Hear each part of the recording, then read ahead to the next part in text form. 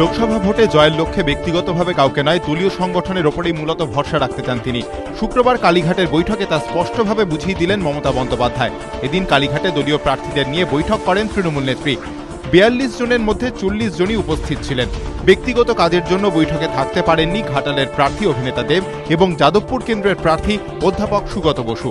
বৈঠকে ছিলেন তৃণমূল জেলা সভাপতিরাও। মমতার বার্তা, দলই শেষ কথা। জেলার সভাপতিদের সঙ্গে সমন্বয় রেখে যাবতীয় নির্বাচনী কার্যকলাপ চালাতে হবে প্রার্থীদের। গুরুত্ব দিতে হবে নিচুতলার কর্মীদের ভাবাবেগকে। ৪২টি আসনেই জিততে হবে। জেতার মানসিকতা নিয়ে লড়াইয়ের ময়দানে নামুন। লো প্রোফাইল বজায় রেখে জনসংযোগে নামতে হবে। প্রতিটি ভোটারের কাছে পৌঁছতে হবে। প্রচারে ফোকাস করতে হবে সরকারের সাফল্য, উন্নয়ন, পাহাড় জঙ্গলের শান্তি।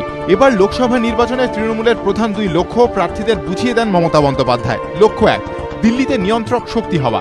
লক্ষ্য ২, তৃণমূলকে সর্বভারতীয় দলে পরিণত করা। এই দ্বিতীয় লক্ষ্য পূরণেই যে তাদের দিল্লি দখলের লড়াই, তা মানুষকে বোঝাতে হবে বলেও প্রার্থীদের পাঠ দেন তৃণমূল নেত্রী। নির্বাচনী আচরণবিধিও যথাযথভাবে মেনে চলার জন্য প্রার্থীদের সতর্ক করে দেন তিনি। সবার সবাই ঠিক বিহেভ।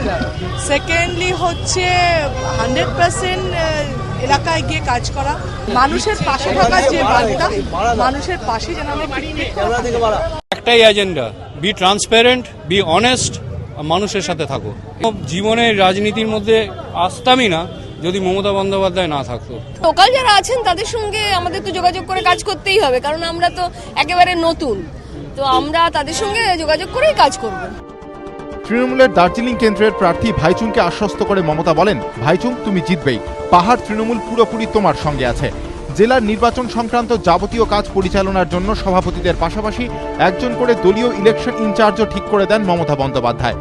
বীরভূমের ইলেকশন ইনচার্জ অনুব্রত মণ্ডল, দার্জিলিংয়ের ইলেকশন ইনচার্জ গৌতম দেব, জলপাইগুড়ির ইলেকশন ইনচার্জ সৌরভ চক্রবর্তী, হাওড়ার ইলেকশন ইনচার্জ অরূপ রায়, পুলক রায় ও রাজীব বন্দ্যোপাধ্যায়, মেদিনীপুরের ইলেকশন ইনচার্জ দীনেন রায়। রাজনৈতিক পর্যবেক্ষকদের মতে দলীয় সংগঠন এবং নিচুতলার কর্মীরাই প্রার্থীদের জেতানোর মূল হাতিয়ার। দলীয় বৈঠকে তাই প্রার্থীদের সংগঠনের উপর ভরসা রাখা এবং কর্মী সমর্থকদের যথাযথ সম্মান দেওয়ার বার্তাই দিলেন মমতা বন্দ্যোপাধ্যায়। আশাবুল হোসেন ও রাজর্ষি দত্তগুপ্ত, এবিপি আনন্দ, কলকাতা।